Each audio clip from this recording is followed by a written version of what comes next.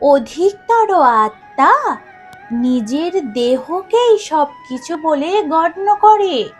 স্বয়ং দেহ থেকে যে ভিন্ন তা জানতেই পারে না।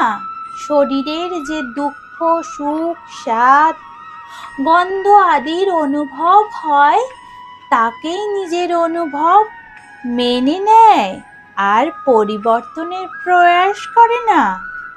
যে আত্মা পরিবর্তনের প্রচেষ্টাই করে না, নিরন্তর অধর্ম করে চলে, তাকে জাগ্রত করার জন্য দণ্ড দেয়া অনিবার্য।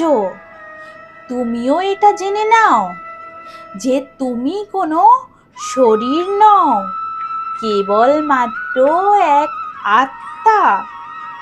এই পৃথিবীতে পরিলক্ষিত সকল মানুষ তা নয় যা তুমি ওদের গণ্য করছো। কিছু সময়ের জন্য এরা শরীরে বসবাস করছে মাত্র। এদের শরীরের মৃত্যু হবে, কিন্তু এরা সবাই অমর।